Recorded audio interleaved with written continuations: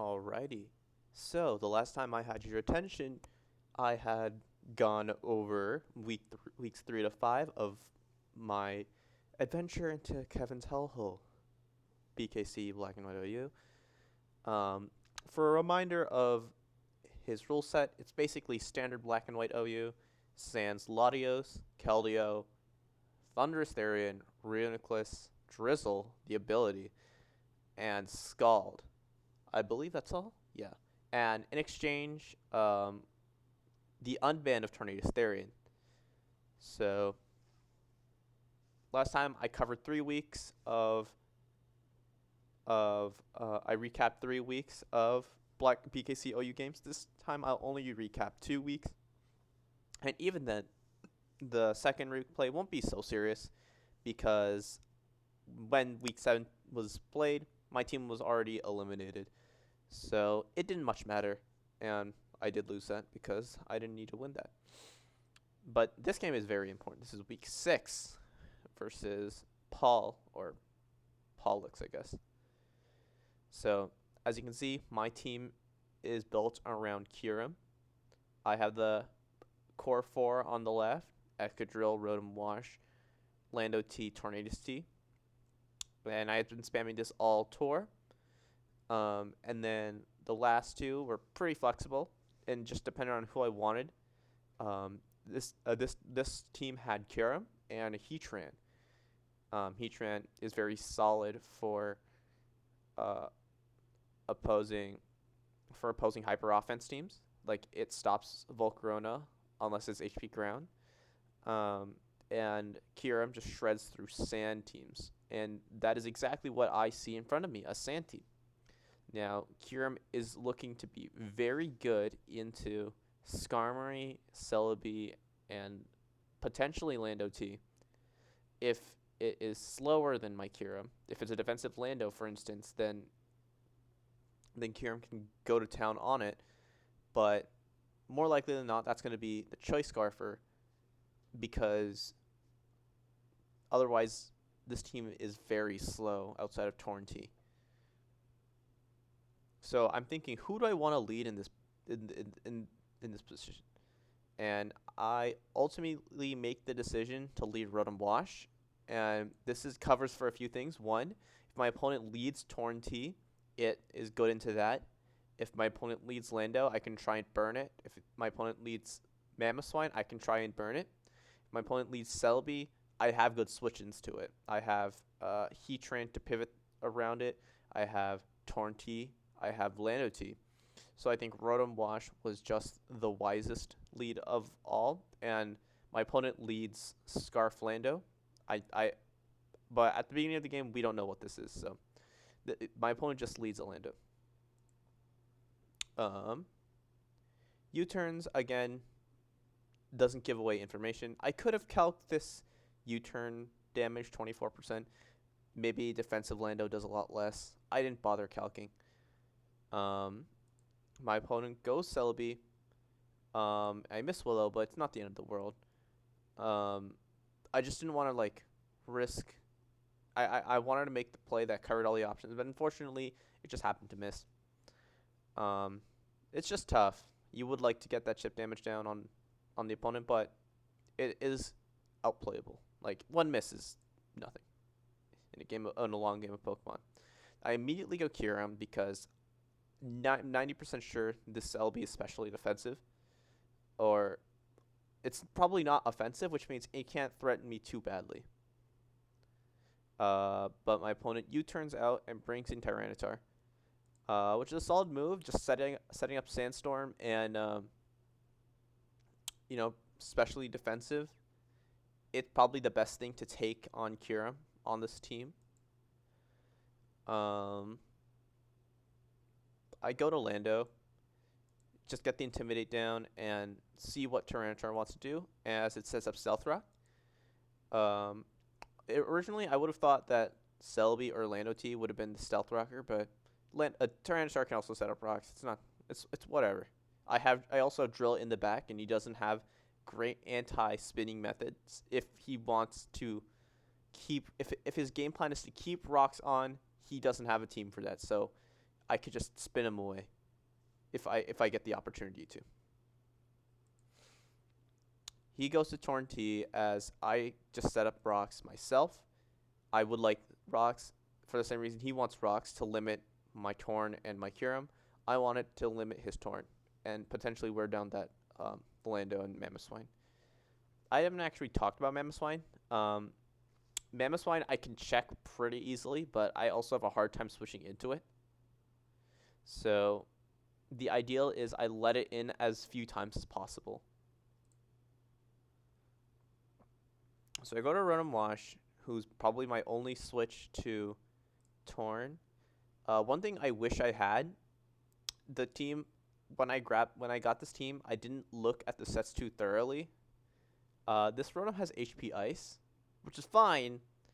You know, it's Max Dragonite and Garchomp, but I mean, I would have loved Pain Split in this battle because of all the passive damage I'm taking. I'm not getting any leftovers healing, so Pain Split at least gives Rotom more longevity, but it ended up not being a huge matter in the end.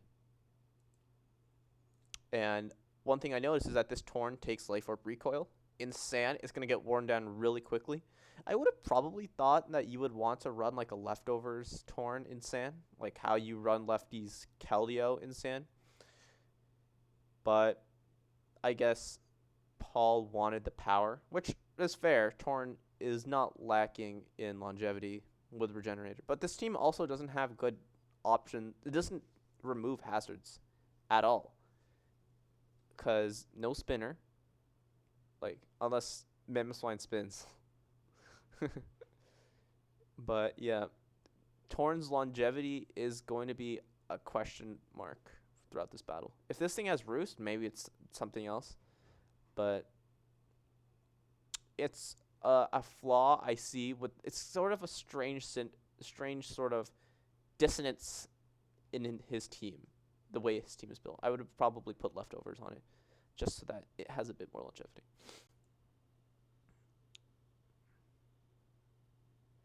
Torn U-turns takes more life orb as he goes to Lando T. As I Volt Switch into it, I could have burned there and just forced more passive damage onto Torn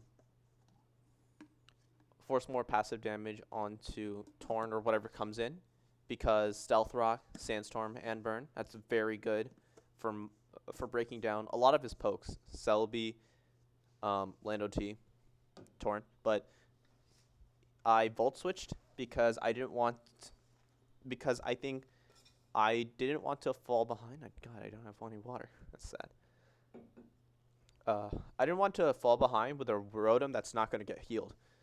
I didn't want Celebi to come in, and my Rotom's now at 38, right? It'll take Sand, 32. And then I have to switch out and come back in. And it's not healing all the while. I don't have Pain Split. That's the problem. So that's why I wanted to Volt Switch and at least get something out of the interaction. But Paul goes to Lando. He risks the burn, and he gets it. All right, now I'm forced out. So I go Lando as Paul U-turns. Goes into Mamoswine, and this is a problem. As I said earlier, this team I'm using doesn't switch into it very well. So this is very awkward for me. So what do? I U-turn out. So Paul didn't click Ice Shard, which is fortunate for me. I clicked U-turn because I was like, yeah, I can't switch into this, and Lando's basically already done his job of set up rocks. So I was willing to sack it. So I'm like, okay, who's another Mon that isn't the most valuable thing in this battle? And that's Heatran. So I go into Heatran, and he misses Icicle Crash. That's very fortunate for me. But, I mean, obviously, like, not taking Icicle Crash is fine. But if he stays in, it won't matter anyway. Like, I do outspeed, so probably didn't matter. Just wearing down Heatran is always important. So, I'm not taking leftovers, and he's not taking leftovers. So, we don't know each other's item. I'm also not Air Balloon. This Heatran is actually Choice Scarf. So this is my Scarfer. Um, and I guess that could have been actually very important. Yeah, I don't know why I didn't like go into something else. Cause losing a Scarfer for Torn T, that seems like a misplay on my part. I'm pretty sure I guess I knew what I was doing. Who knows? Let's see, February 5th. That's 2 weeks ago. A lot happens in 2 weeks. My opponent brings out Tyranitar as I Fire Blast it, just trying to get as much damage into it. His team, but he makes the right play and goes to Tyranitar. Now my Heatran is locked into Fire Blast, and I have to switch. So I switch into Lando as Tyranitar misses Rock Slide. I guess I'm not entirely sure what he's trying to do, but maybe he just clicked the stab move. But it is neutral in a Heatran, I guess, and neutral or resistant into my entire team. But yeah, he couldn't really punish me going into Lando T. Even if that Rock Slide hit, it wouldn't have really done much. In fact, I can pull up the calc. There you go. Pull up the calc. We can go Landorus Therian. It's a defensive Lando T. Into Tyranitar, Bulky Pursuit Trapper. If that Tyranitar clicks Rock Slide, yeah, it's not doing a huge amount. Like 30% solid for it's not intimidated. Hold on. Yeah, it's doing even less. It's, 23 or 27 at most. So I could definitely like take that. What HP is my Lando T at? 80. So I can totally. It's not the end of the world for me to take that Rock Slide, right? It doesn't really matter. So he goes into Lando T. I think I U-turn out. Yeah, I U-turn out. Always a positive play, and I go into Excadrill. I think I figured out at this point that this Lando T is Scarf because it's not healing. So I can pretty safely just protect on it. And clicks Earthquake. Yeah. So they double into Celebi as I go into Torn T. That's a strange move. I don't know why you would go into Celebi. If you feel that I'm going to go into an EQ immune, why not go into the one Mon Mamoswine that threatens both of them? Like very much. If you want to make like a neutral play, even like Skarmory is fine. Skarmory or Torn T if you're really feeling like it. I don't know why you go Celebi. Maybe it was like misclick or something, but I'm a Lando T with U-turn or a Tornadus Therian who's a stab flying mon. So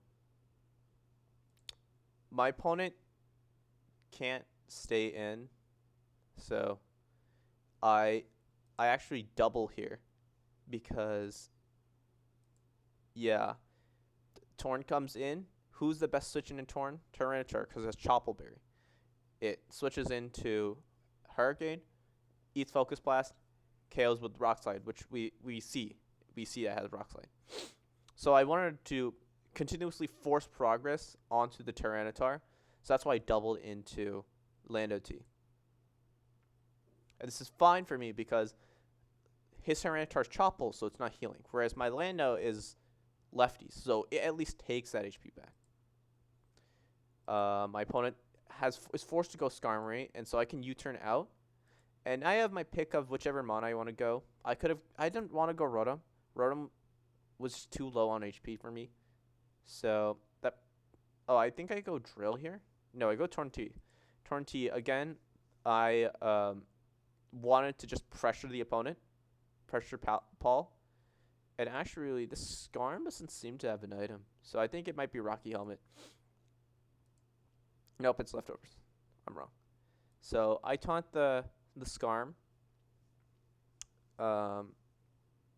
just so that no spikes, no roost, no nothing.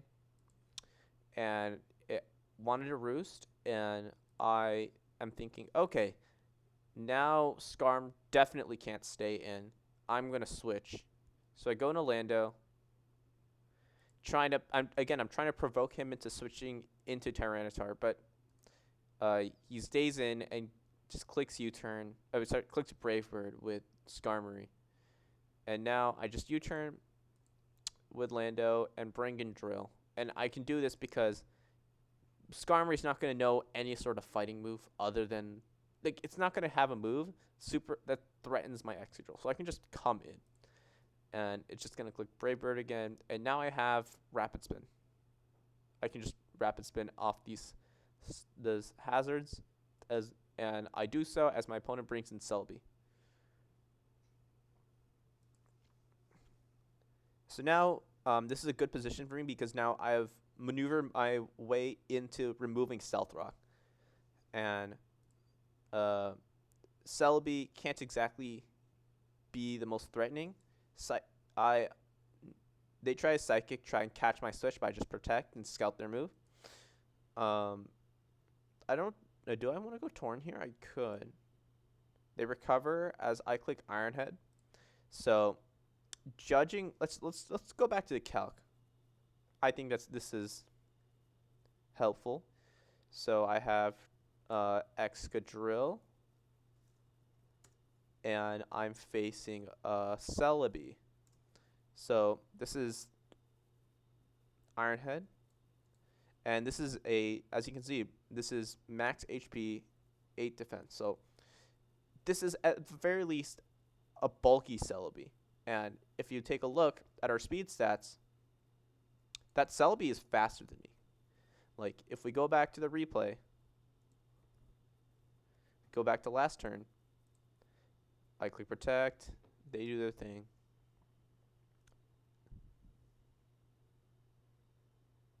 They recover before me. So now I know, okay, this Celebi is definitely not running any sort of, not much special attack at the very least. So I can basically bring in Torn T for free in here as they HP fire my Torn Switch. And I can do this because, as we deduced, this Celebi has HP investment and it has speed investment, but its special attack investment isn't going to be enough to prevent Torn T and Kyurem from coming in with an absolute impunity. So I basically know the Celebi is the weak spot. And I just basically have free Hurricanes. So my opponent goes into Skarm as I miss Hurricane. It's tough. Game just be like that.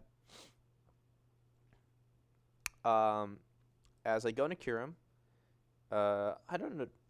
I think I was just feeling offensive right now, just wanting to pressure my opponent further with that hazard advantage as my opponent equalizes with spikes.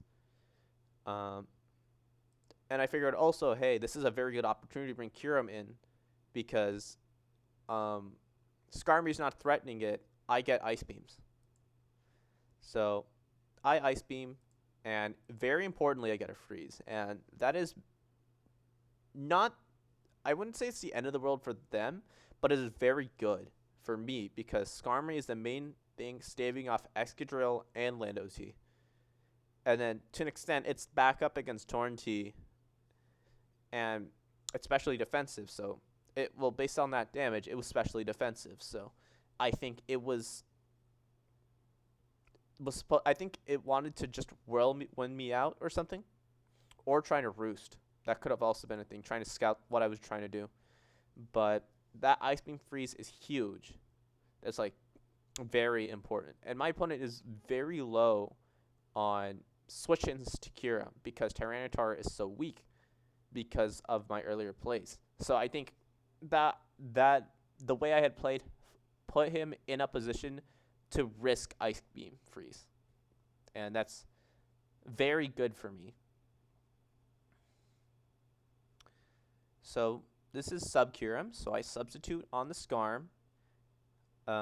And this is very scary for Paul to be in, as I just click Ice Beam again. And the Skarm stays frozen, probably was frantically spamming Roost. And then they switch to Tyranitar, as I Ice Beam that. Don't get the freeze. and I Earth Power it, and it barely lives, which is pretty impressive. But it's in range of rocks. So they click Rock Slide, and I probably want to switch out. Well, I could stay in. Tyranitar basically has no reason not to stay in, because next time it comes in, it's going to die. And as I said before, Paul doesn't have hazard removal, so that Tyranitar is basically dead once I forced it out. So I go to drill. Oh, I think I go drill because I know this Tyranitar is not threatening it. Or at least I think it isn't. Who knows? Maybe it just secretly has superpower and I'm just very cool. Tries to get up rocks, but I'm just going to click spin twice and you get no hazards. And now Tornty comes in. Oh, oopsie. That was not what I wanted. I call that. Where was I? Was this the recover? No. Okay, so it's a bit ahead. Ice Beam Freeze. Tyranitar. Excadrill spins. Okay. I spun on the Tyranitar. And my opponent now has Tornty in. And I just protect, just wanting to rack up Sandstorm. And I think in this position, this Life Orb Torn is like pretty annoying to switch into because Rotom is weakened and Lando-T isn't going to help against it. I don't want to risk a speed tie with my own Tornty, and I don't want to switch Heatran into Focus Blast. So I decide, in hindsight, I should have just sacked Rotom. But fortunately, I get the Heat Wave miss, and Iron Head puts Torn in range of Sand, and that's a very big advantage now. Because I'm up 2 Mons, but much of his team is weakened. Skarmory is frozen. Mamoswine is at 65. Lando-T is at 55.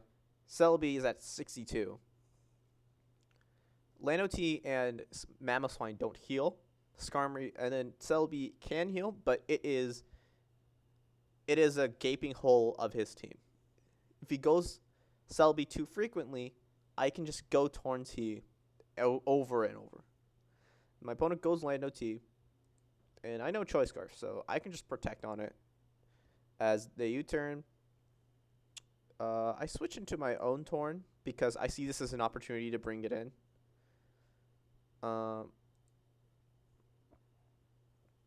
As my opponent goes into Mamoswine.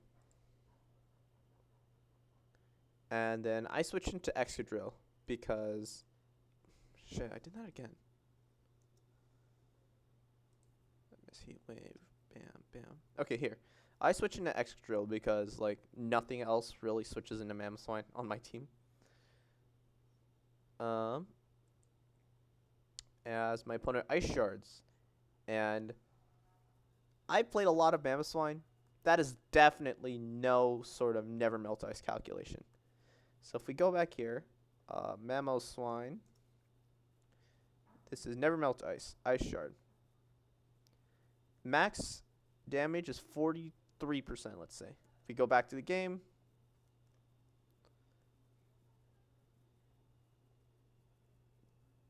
Tornty comes in, U-turns into Mamoswine. I should have probably had the dialogue open. Yeah, Ice Shard is 51%. 51% is no never melt ice damage I ever saw, so I pretty much immediately knew this is Choice Band and probably Max Roll. Ice Shard, it is a very unlikely chance to 2-hit KO. He basically needs to hit 2 Max Rolls. So I was perfectly comfortable staying in on Bandit Ice Shard.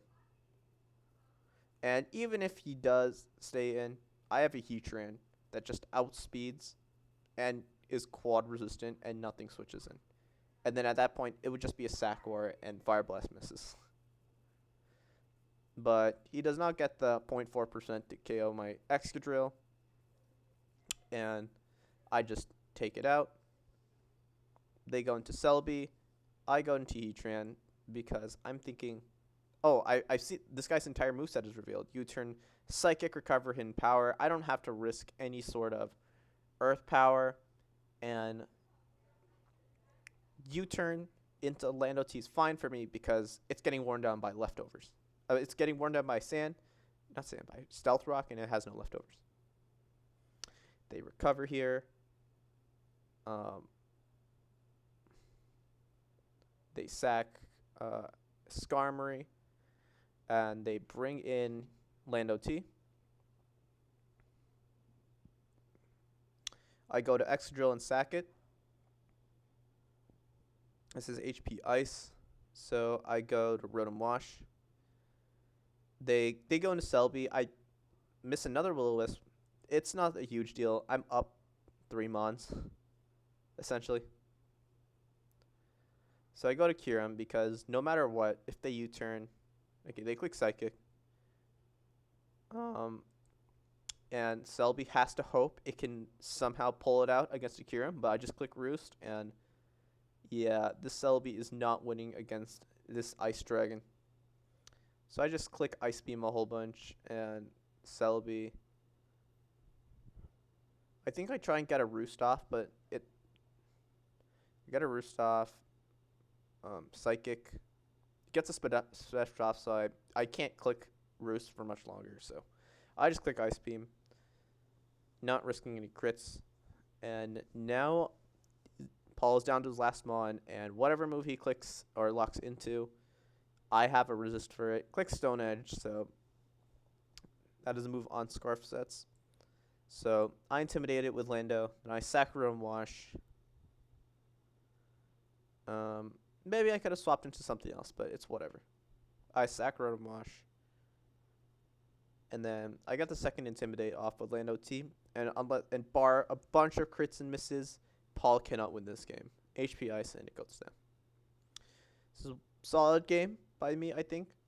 Freeze is very lucky, of course, but I was also pressuring him throughout the game, even before that freeze. I was in the upper hand before that. We go to the other game, and at this point our team had already been eliminated, so I was building one of the teams in my builder. It was still a little bit like raw. I think it needed to be workshopped a bit, but I felt like, hey, this is a fun team. I like Mamoswine, and I just wanted to bring it. So this is Lefty's Mamoswine, Fortress, Terrakion, Choice Band, Hippowdon, Rotom Wash, and Heatran. I wanted to bring Hippowdon Sand because I felt, hey, no more Lottie Twin, no Latios, and no Reuniclus, and Spikes and all that. So I figured it would probably be a lot fun. It would probably be better. My opponents just brought a hyper offense team, and I decided to lead Hippowdon because I wanted to just get Sandstorm down, just to wear down everything. Oh, oopsie. Music is on.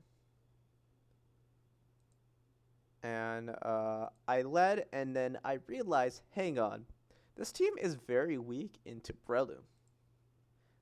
So I basically go into the only thing I felt that could switch into this thing, that was Fortress. And actually, it does, because this is max defense Fortress. Breloom. This is Technician Choice Band. We have Fortress. As you can see, I can somewhat switch in. They get they drop their attack.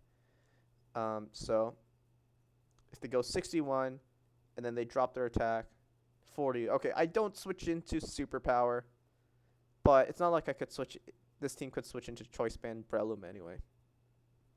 In fact, they don't click that. They click Low Sweep, but they get the crit, and that's pretty tough because nothing really switches into Low Sweep on my team at all.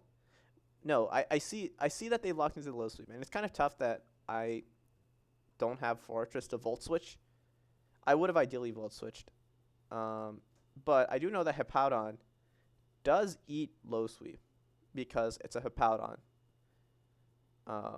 And it doing 54 in the first one is kind of unfortunate, but I basically have no better plays than to hope Hippowdon lives and just try and set up Stealth Rock, which, of course, because it's a boss, it does. And Stealth Rock is important because Volcarona is dangerous, and Terrakion and Heatran can together hold it, but I would rather have Rocks down than not have it. Here I sack Fortress because I think it's the least useful into the rest of his team. If I have a Fortress stuck on the field, he gets to go into Volcarona and just boost up. So I sack Fortress and I go bring out Heatran. And they go to Starmie. And I don't really have much better to do than to click Substitute because this is Sub-Toxic Heatran. And unfortunately, this will give up Rocks, but I didn't have much better plays, honestly. Like, Mamoswine just lets in Starmie anyway.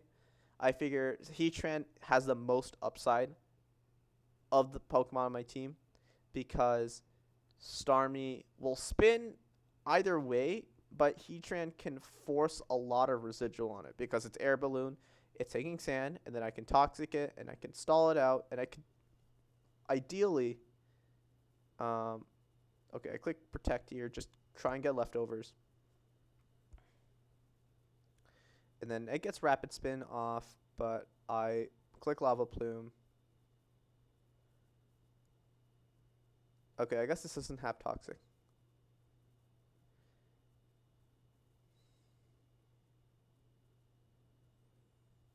Misses Hydro. That's very fortunate for me. Okay. Oh, I think I anticipated that and just tried to click Substitute anyway. What am I doing here? Oh, am I trying to PP stall out Hydro? That's not the worst idea. Do I click Sub? Okay, good job. Yeah, I'm just trying to stall out Starmie Hydros as they send out their Haxorus, and it's pretty scary. I'm not going to lie. They click EQ, so I click Toxic, and they have Lumberry. So good to know they have Lumberry. They are also Mold Breakers, so Rotom washes and switches. So I sack Hippowdon here. And I bring out Terrakion. Terrakion is good because it just threatens out damage. I didn't really want to risk a miss. Oh, no, I did want to risk a miss. So I go Stone Edge, and that is a Choice Scarf Terrakion because no lefties. So Choice Scarf Lando because there's no lefties. And they bring in Breloom, and I basically can't do anything against Breloom, and I need it. So I think I just sack Rotom. Yeah. That one crit was bad, but this team was also very bad into Breloom. I should have probably had something different. I had a version of this team with Skarmory. Maybe I should have loaded that.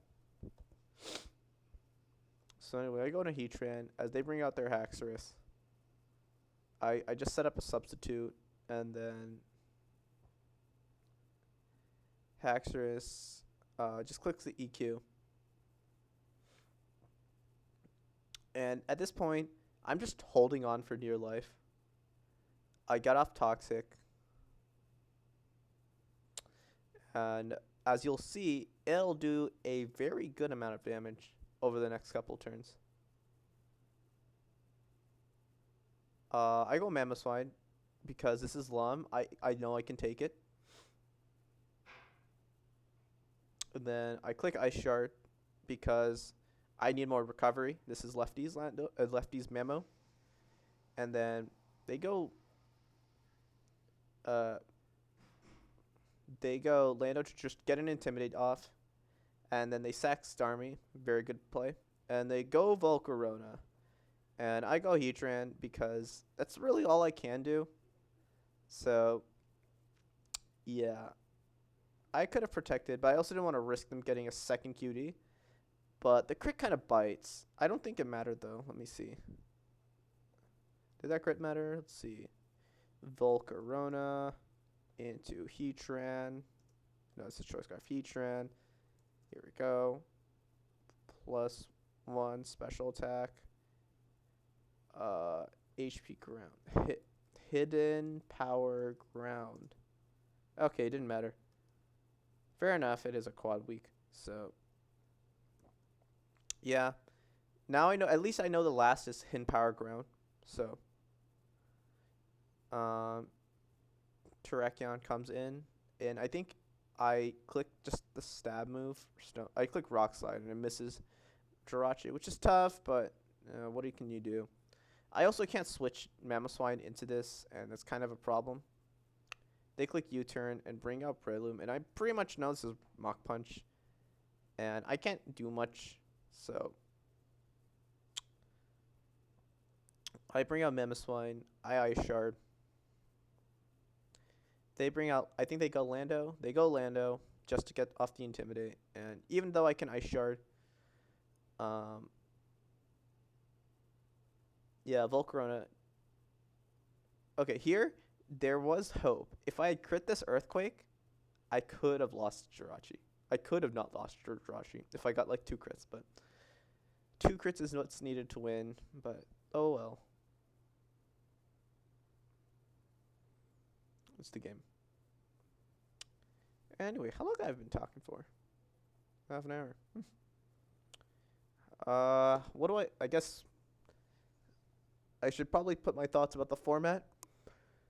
I thought it was interesting at the very least.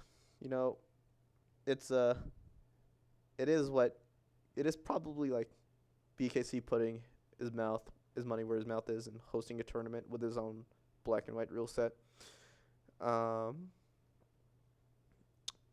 But some things, I think what I noticed, I didn't really follow other people's replays past like week 2 because I started getting busy with school and all. I kind of wish I had tried to load Kieran Black because like that would have been really cool. And then also a lot of mons that check Kieran Black are gone. But maybe, who knows, maybe Kieran Black just rampaged every replay I did not see, and who knows. I didn't like, and this goes for a lot of other players, none of us really liked Tornado's Therian because the problem is a well-played Torn T just wears down its own checks. It wears down its own checks for itself in the endgame. So Rotom is a big example of that. Rotom can, if Torn runs HP Grass, then Rotom doesn't check it. If it doesn't run Heat Wave, if it runs Heat Wave, Jirachi can't check it. If it runs Focus Blast or Superpower, Heatran can't check it. So it basically became, the metagame was, okay, how well is your Torn being played? Oh yeah, by the way, this last replay, if you're wondering why there isn't a Torn T, wait 2 seconds, and I agreed not to use it. So, yeah. Yeah. That was one of the major problems with building around Torn T. I think one of my earlier teams was pretty good against it, but that kind of strained team building in a sense. But this is also not like I was building for the sake of building teams that I thought would be overall resilient against the metagame. I was trying to specifically prepare for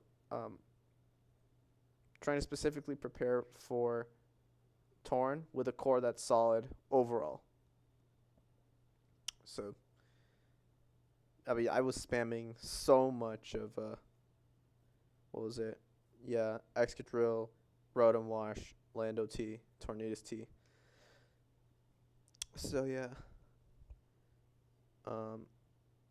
Anything else I think should have been banned?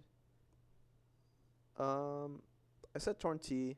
Oh, I also don't like Volcarona just like losing a lot of its main checks. Like, basically the entirety of Rain teams and Keldeo. So, yeah, enjoy checking HP Ground Volk when you have a Heatran. So, it's like basically like only a handful of checks now really existed. So I did not like that. And then Cloister is the same deal. It was because at least you could have Tentacruel or a poly or physically defensive Politoed to defend yourself against um, Cloister. But now you don't even have that, and Cloister becomes so scary without a lot of good water types. Like I think my week 3 team, which was had a core of both Jirachi and Rotom, I think I had moved Rotom to have a lot more physical defense solely for Cloister. So yeah, I think that's that. Um, I'm glad I was in the tournament. Over to begin with, I learned a lot, and having others to talk with about team building and about overall strategy, that was very helpful. Yeah, that's about it. Thank you for watching, and I hope you have a great day.